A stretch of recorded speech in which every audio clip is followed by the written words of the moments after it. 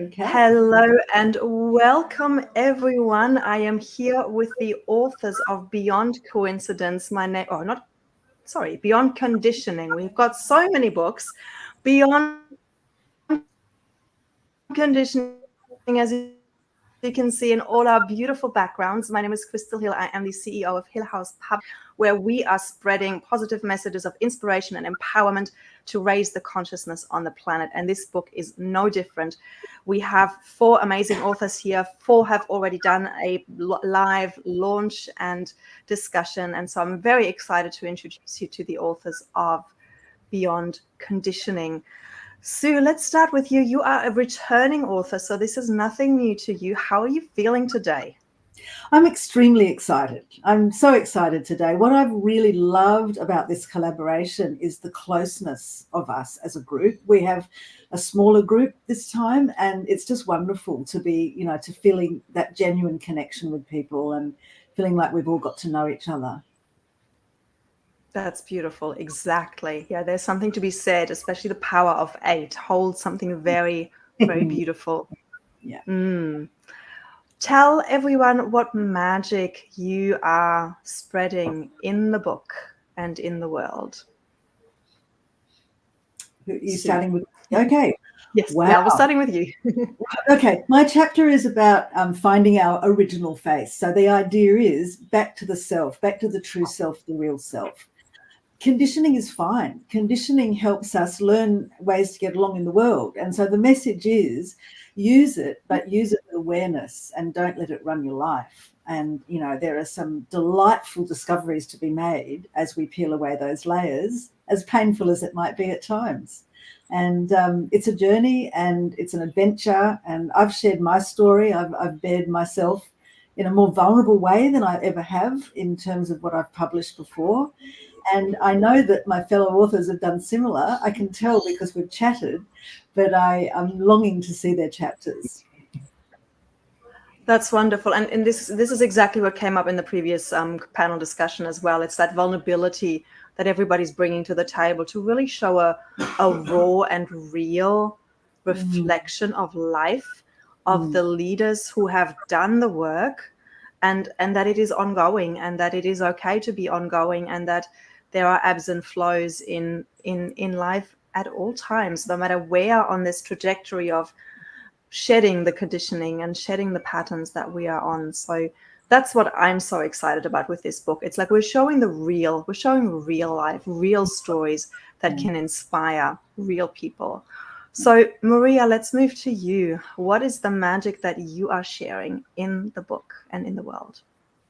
Thanks, Crystal. Well, first of all, I'm still pinching myself at this whole magical process. It's very new to me, and I'm very humbled and honored to be a part of this beautiful collaboration. And the first thing that came to me when I heard the theme Beyond Conditioning after the initial big, strong yes was around being seen. That's been huge for me. So my chapter is called Daring to Be Seen, and obviously sharing my story about my journey from being invisible to allowing myself to become visible. And it's an ongoing process. And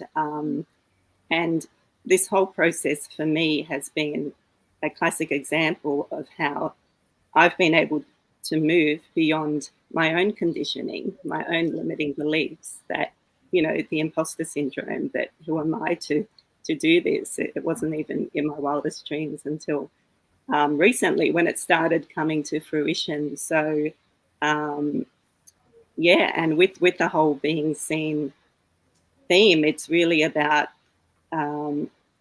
before you can reclaim your power to be seen for who you truly are, acknowledging, first of all, where you are currently, the current version of yourself, and accepting all the different parts of yourself. I think that's huge. And honoring your choices that you can make in each moment. So not sort of beating yourself up if you're not fully visible, just sort of, accepting where you are, but knowing that you have the power within you, to make that conscious choice to allow yourself to become visible. And it's scary, but it's also very liberating and rewarding. Thank you. This theme of choice when it comes to conditioning is coming up, yeah, very, very strongly. So thank you for bringing that into the conversation, along with, yeah, the journey that you're sharing and the magic. And I guess that your magic really is that you are holding a space for others to go on that same journey and to identify with that journey, right? And you identifying with your story and relating it to their own lives. Yeah, and I love how we've incorporated subheadings and questions as well throughout the chapter too. Yes.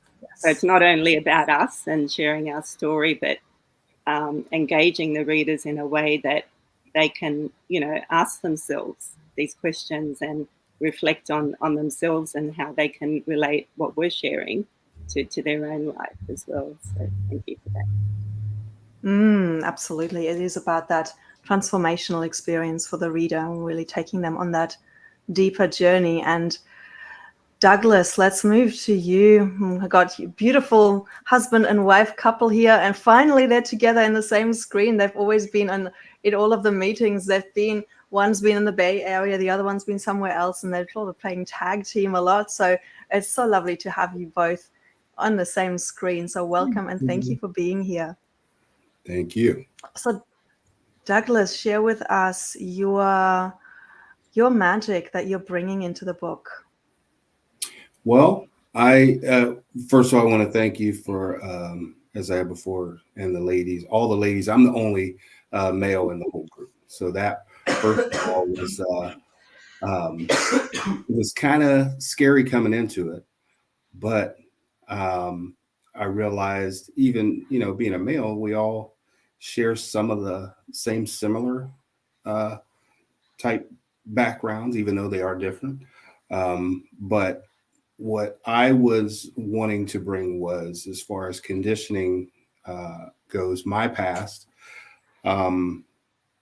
It's kind of an evolutionary thing to where not only did I have to change as an individual,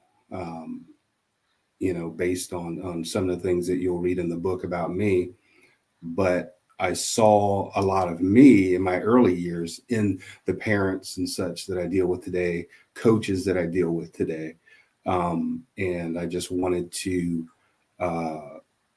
show that, especially on the parental side, that your past conditioning or the vices, the things that hold on to you, parents live vicariously through their kids and such. I didn't realize, as I mentioned before, Alicia taught me that past traumas, I didn't realize that past traumas based on my relationship with my parents caused me to be who I was at a young age. When I talk about success being a curse, I was a very successful young athlete, but every time there was a moment of success, as we say, the goalposts got moved, or there was higher expectations. And so the pressure for a young person is extremely high, and even for that time. And as I've grown over the past 30 years in my coaching, crossing over into a coaching experience, I see that same thing happening. And I try to incorporate a little bit of education with the coaching piece with the parents of today. Sports have evolved, and we have to evolve with that. But a lot of parents and coaches don't know how to do that. And so my point, the point of my chapter was to show, intentionally, that your past is affecting your present. And you got to change some things to get the responses that you want from our young people in coaching. And coaches have to learn to change, to evolve and adapt to our athletes, young men and women today. So that's, I'm trying to reach out in that forum, or in that way, to show, you don't have to be, you don't have to cuss, you don't have to fuss, you don't have to get what you want from individuals. So if you once you dive deeper into my chapter, you'll really understand, and those who are in the coaching business and such. And not only that, but the parenting business, you're gonna understand what I'm talking about. Yeah, I love that. Not just the coaching business, but the parenting business. That's so true. And I think you've gotten a really powerful review of your chapter that we've also posted in the Amazon description, where the person giving the review is saying any parent, any coach, any teacher needs to read your chapter, because it really helps us to contextualize these important themes that you're talking about, not living vicariously through our children, and also not pretending that, but really really tailoring our parenting, our coaching, our teaching to their needs and who they're becoming. And I think what you mentioned is that the children of today are not the children of yesterday. They're a different breed, completely different breed, with completely different needs and a completely different world. So I think what you're bringing is a really, really important piece to the puzzle in the coaching business, and helping young children and young adults to really step beyond the conditioning and really stepping into living life on their terms. So I'm really commending you for the work that you're doing. Thank you very much. So moving to Alicia, you've had quite a journey as well, releasing conditioning and recognizing conditioning, right? Like we've had a lot of conversations about, and you're sharing in your chapter that it's not necessarily we uncondition and we recondition, and then like share a little bit about the way that worked for you on your journey, and the magic, of course, as well as that you're now bringing into the book and to your clients. Sure, absolutely. So my chapter is called Redefining Success from Harvard to Healer. So I really talk about how I went from kind of following that traditional path of being a good student to going to college, and then at a certain point realizing that maybe what I thought I wanted to do was not what I wanted to do. And then along the way, realizing that the universe was really dropping some breadcrumbs, or like we've talked about before, Crystal, some not just breadcrumbs, but some loaves, some really big full loaves of bread to kind of bonk me across the head and say, wait a minute, this is not you. This is not where you want to go, or this is not where you want to be. And so my story is about going from kind of that very traditional kind of, upbringing and into school to, at a certain point in my life, as an empty nester, really, and taking until that point in my life as an empty nester, discovering the healer within me that I did not know was there. And so it's almost like since that time, just a couple of years ago, I've almost lived an equivalent lifetime of my 30-year career in the work world in just a couple of years, on my healing journey, given the fact that I did listen to the breadcrumbs or the loaves, whatever you want to call it. And Crystal, like you said, we flow in and out of our conditioning, right? So we might have a realization at a certain point. Like I had a realization when I was deciding to change up my college plans. And then I jumped back in to conditioning, and not necessarily bad conditioning, but I jumped back into that role of wife and mother and corporate person that, followed the rules of what a good female corporate person should be. And then the universe had to kick me in the tail again a little bit to wake me up again. And so I've had a series of those things happen throughout my life. And the whole process of going through this book has been, it's been the reflection on that for me. It's been the really kind of stepping back and taking a look backwards and saying, oh, now I recognize those moments. Now I can see. And a little bit of, I recognize the moments where I didn't catch on. And then I recognize the moments where I did catch on and pat myself on the back for that. So some celebration throughout the process too, to bring me to where I am now. Yeah. I really love that, the reflective process of the writing. And that was kind of the next question I have for you, is like, what was it like to write this chapter, to actually take the time to be disciplined enough to actually reflect on your life through the lens of conditioning, and then sharing it not just for yourself in a journal, but actually saying, no, I'm writing this to be witnessed in this. I'm not only, and even more so, I'm not writing this to just be witnessed, but I'm writing this to use my story as an example to help others release, to teach something, to help others release their own conditioning, so that they can have the hope and the tools to live life on their terms. So, and you're all published authors now. So Sue had already been, but for the three of you, it is a new thing. They're like, wow. And Maria, you mentioned you had to pinch yourself. So maybe let's share a little bit about that journey of the creation journey. And most importantly, what I actually want to bring in here right now as well is that this is not just a book project. You've all come in, Rosie Batista and myself have come together to create a book with a card deck, so that the card deck will bring to life the teachings and the lessons of each of your chapters and the body of work that each of you have developed individually for your clients. So maybe let's talk about that a little bit, about the body of work that you had to condense into 5 cards, to put them into a card deck, which is a living, breathing thing. I mean, everybody who knows Oracle cards knows that we can ask the deck a question and we get exactly the answer that we need. And the answer is in the way that the 5 keys that you found most helpful in unconditioning and reconditioning yourselves. So let's start with you again, Sue, about, it is okay. So we've got two points here. We've got the one, what was the writing journey like, but we also have, what was it like to condense what is your body of work? What is your body of work? And how was it to condense that into 5 cards? Oh, let's just unmute you.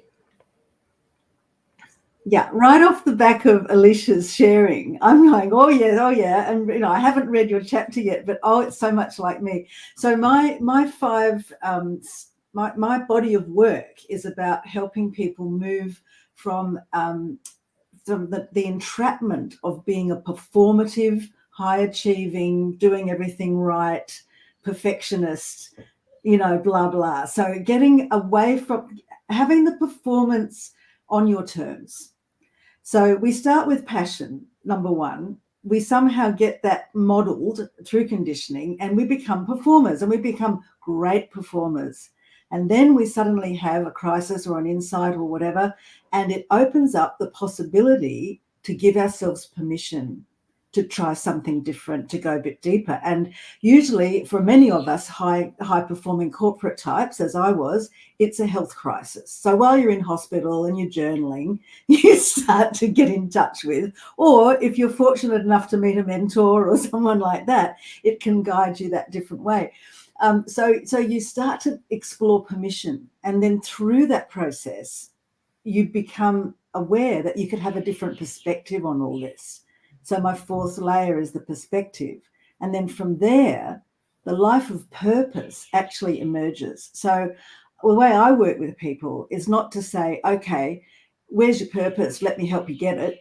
It's about how will you find your purpose when you become your authentic self? And how do we help you do that? So, right, that was the second part of your question. So I ended up with these 5. I've always been working with 4, but because we had to do a card deck with 5, I suddenly realized that perspective was really important. So my model got tweaked in this writing process, and I'm very, very happy with it now because it's true. It was just implicit, not explicit. So I made it clear. But what happened to me was, here am I thinking, oh yeah, I understand this. I've got this concept. I can talk about beyond conditioning. I've done all this spiritual development and personal work. And so I start hammering away into the writing, and all of a sudden it's like an octopus. It's got all these legs. It's too big. It's too long. I couldn't compress it. It was doing me over, because every time I tried to make it better, of course, the shadow of, is this good enough? People are going to actually read this. I'm now telling all of it. Oh, wow. And so that all started going on at the same time. And I was actually in a retreat while I was trying to write this. notes, and so it was really challenging because I was doing some deep work in the retreat, and I was being revealed to myself as I was writing. So for me, it was like going through the ringer, quite frankly. And there were times when I did not enjoy it at all. But having said that, I came through, and I've been hung out to dry, and I'm good now. I'm flapping in the sunshine. And That's amazing. I asked some of my early readers to please give some, say some words that we might be able to share about the book. And I was flabbergasted. Every single person I asked gave me something. And what they wrote back to me after reading my chapter was just, I couldn't believe it. It was more than affirming. It was so wonderful. So what a great process to go through. Thank you so much. Thank you so much for sharing that. Now we have Rosie has just joined us. So I'll bring you on straight away. We have just, we're in that process where we're sharing what about the card deck, what that was like to putting the body of work into 5 cards, and also the writing process, which you just heard. So I'd love to hear actually from you just a few words about our collaboration and what it was like for you to put a card deck together that has multiple contributors to it, because that was a first for you, wasn't it? When we come up with this idea, let's create a compilation book with a card deck. Yeah. And I really had, I kind of had all these plans in my head. And then I said, you know what? I'm going to none of them felt really perfect. And I said, I'm going to just let all of that go, show up in the room and kind of feel all of the people. And that's what I did. And I think I messaged you, Crystal. I'm like, oh my God, this is better than I ever had imagined it to be. So when I got out of the way, amazing things happened. And what was really so interesting was that I was like, okay, what if people are going to say the same thing or repeat words or repeat like concepts? And nobody did. I think one person had to change their word like to something else. That was it. And that blew my mind because I'm like, wow, it just worked together as this. I wanted it to be a whole product. I didn't want it to be Alicia's 5 cards and Maria's 5 cards and Sue's 5 cards and the other Sue and the other Sue.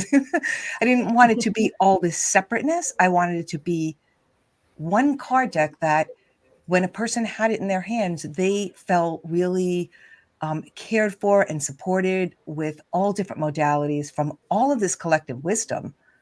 And that is what it turned out to be. So it really was magical. And I love it so much. So in a nutshell, how did you even get to start creating card decks? Because that's really your area of expertise. You're the card deck queen, and that's what you do. You help people do their card decks. So maybe in a couple of sentences, why do you do what you do, and why should everybody have a card deck? Yeah. So I had my own book that I wrote it was 15 years ago, and I had a cookbook and a journal and the book, but people still were asking me, "Oh, I wish you were on my shoulders, giving me like the next step, one thing to do." And so I said, I'm going to make a card deck. So I figured that out the really hard way. Like it was a lot different than it is now. And I just loved it so much. That was the thing out of all my products was my favorite thing because I saw the value in how people actually used it. And so, I just started to do it for other people. And then I created a course. And what I love about it is, I think Sue touched on this a little bit. It really brings people down to really understanding a little more about what they do because they only have a limited amount of real estate in which to say it. So they can't go on and on. They got to be really it's got to be like your pillars. Like that's it. It's got to be crystal clear, short, sweet, to the point. And that's hard.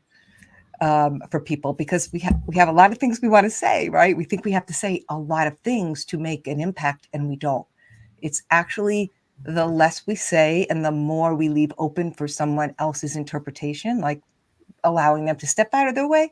And I think that's why cards are so magical. And I love what it does for the creator, even more than what it does for the person that has the cards, because they really just get to understand themselves in a deeper way. So that's why I do it. Beautiful. Thank you so much. Yeah, it's just been such an incredible synergy to create a book and then the cards from the chapters. So it's I found it very, very exciting. So Yeah, and let's move it's to magical too, because Crystal, you and I met like in a Zoom room. Like we didn't even talk. We didn't Yes. even get in the breakout room. It's just I saw her and she said a couple words. She introduced herself. I said, I like her. I'm gonna do something with her. And then we met, and then that was it. So you guys all like this collective, all 8 of you, have something really special now that you shared something that's so unique that will be with you for a really long time. Beautiful. 100%. Yes. It's a tangible product that we can share with clients. And for those of you who want to get the book, I'm now streaming the link below. You can get it from hillhouse.org/buy book Beyond Conditioning. All right, let's move over to Maria. In a couple of words, what was that process like for you to coming up with your 5 cards? And then what has the writing process of becoming an author, what has that solidified for you in your work? Yeah, okay. Well, first of all, it's great to have Rosie's presence here. And yeah, it was a very magical process. Well, first of all, starting with the book, with the chapter. But once we got to the cards, it was just amazing how Rosie helped us compile it all together. It in 5 cards per author. So for mine, it's like each card, it represents one of the 5 elements of my chapter.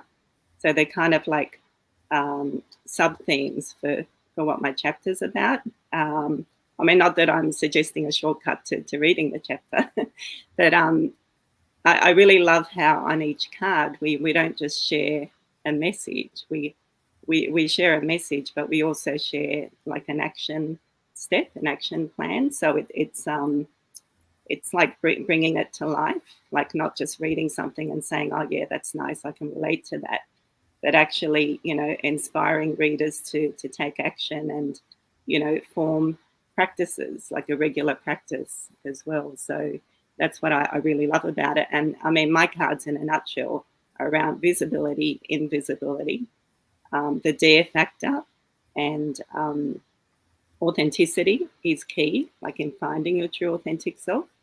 And finding the light within. And in terms of the book process, I went from thinking, oh, how am I going to write, up to 4,000 words, and thinking I had to stretch out my story, to then having the problem of how am I going to condense this, and which bits do I need to take out. And so once you get started on sharing your story, you can be amazed at how much there is to share. So a very, very rewarding process. Thank you both, Crystal and Rosie. It's incredible. Thank you for sharing that. Let's switch the order up and go to Alicia. In a nutshell, the 5 cards, what was that like for you to condense your work, your body of work that you teach, into 5 cards? And then what was it like to write the chapter? Yeah, just like everybody said, it was the process of distilling it down was actually invaluable. So I am an intuitive coach and a master energy healer, and I work with everybody, but primarily my main group of clients are leaders who are stressed, who are trying to figure out how to clear their heads so they can do their jobs well and have a balanced life. And it really, the process of writing the book and writing the chapter and distilling down to just 4 or 5 cards kind of helped me solidify those 5 core areas that when I was in that position, I leaned on for support. So, mine are all around that whole process of knowing yourself, growing yourself, showing others, moving into a flow state, and then glowing, celebrating everything that you've got going. And how those are just very key and crucial steps in not only leaders' lives, actually, but anybody's lives, in terms of evolving and moving beyond conditioning. So it was a tough process to really distill it down, but it was wonderful to kind of go through that reflection. It was frustrating at times, probably the whole range of emotions. The recovering perfectionist in me wanted to have the first draft be the perfect draft, and that doesn't happen in the writing process. So it was a great growing opportunity for me as well, and a healing opportunity for me as well. Isn't that interesting? Isn't it that it is a healing, a growing, and a healing opportunity? You know, so often we think, oh yeah, I'm doing this for my business so that I can become more visible and more, get more exposure. And whilst all of that is true, there is so much more that happens, which is what I'm personally just so excited and passionate about, because you become a different person. You really just moving into a deeper level of embodying your zone of genius, or your essence and your mission of why you're here. So I'm very excited always when I get that feedback. Yeah, it was a healing process. Yes, it was a solidifying of who I am, because that's exactly what I do it for, to be honest. It's like helping you become more empowered leaders so that you can empower more people. And so we create this incredible ripple effect across the globe, and every life that you touch in a new and deeper way. So having said that, last but not least, Douglas, let's move to you, and you condensing your body of work that you teach in your coaching, working with teenagers, but also professional athletes. What was that like for you, and how was that writing journey? First, let me thank. Can I touch on the cards for just a second? And that was, Rosie and I had a one-on-one because I was all over the place. And she said, call me. So I called her up, and we had a one-on-one, and we had a good talk. And so to break things down for me, because this was one of the scariest things I've ever done. So she got me focused, which was one of the cards that's in the deck. So it was like, okay, focus on a word that jumps out at you. So I focused on a word that jumped out, and the next question was, what does that word mean to you? And so she did an excellent job of making me go through the process of just breaking a word down and then applying it, so that it made sense on the card. It was not only a statement or a question, but it turned into a challenge at the end, which we ask the reader to participate with us, using that word and apply it to their life, to their everyday. That was eye-opening, to be honest with you, to take a word and put it on that card. And when the people see the reader, you get a chance to see those cards, it will. It's kind of hard to let go of that. You know what I mean, Rosie? When we talked about that, it was kind of an aha moment. It was aha moments, and it was just based on a word. And so I really love that process. And now moving to you, as far as the writing, this experience has to be one of the greatest things I've ever experienced, because I'm sitting here right now looking at the UK in Maria. I'm looking at Australia with Sue, and Australia with Crystal, and then the United States. This is all, I never imagined being in that arena with people from all over the world. So it's real. And it is, as challenging as it was, it made me feel confident myself. And I just said, I looked at my wife and I said, I can do this. Because she always told me that, you can do this. But to believe it for myself and have these ladies all you ladies to support me in that, I can't, say enough about it, the experience, in that way. So I wanted to come at it from that way. And I appreciate all of you, as I said to you before.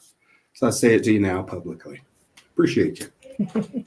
Thank you. Thank you so much. I'm just so grateful that you had the courage to come into a book full of women, knowing that there was a book full of women, and to hold your own in that, and also in a completely different area of expertise. Here we are, we're healers, we're wellness practitioners, we're transition coaches, and here you are, a professional football, soccer mentor, coach, and teacher. So yeah, very big kudos to you too. And it just goes to show what can happen when we take ourselves out of the comfort zone of what is familiar to us, and the growth that can come from that. So I'm just so excited that you are all here, and want to close the stream, our panel together here by, we're already at the 35-minute mark, so maybe just one sentence, really concise. What is it that you would like the reader to take away from your chapter? And we'll start with Douglas, and then we'll go in reverse order. One sentence. If you can, or whoever has a sentence can start. Let's do that. Let's take the pressure off you. let me think a moment. Yes, somebody else. I'll go. I would say, love yourself, show yourself love. That's the beginning and the end of it all. And I think it is the most important piece, and we don't do that enough. Yeah, love yourself. Love it. Thank you. Maria. Yeah, I would say dare to be seen for who you truly are, your true authentic self, and be willing to expose the hidden treasures of your authentic self-expression. Beautiful. Thank you. Sue. I would say my parting message is lighten up and enjoy yourself and laugh with yourself. Yes, for all of us recovering perfectionists, that is exactly what we need to hear, right? Yes, thank you. Douglas. I'll just say, go into every situation, no judgment. No judgment. Beautiful. Yes. Any parting words from you, Rosie? I would just like to remind everyone that one small step makes a huge difference. I like that. Yes. And for me, it is that self-belief. Listen to the whispers of your soul.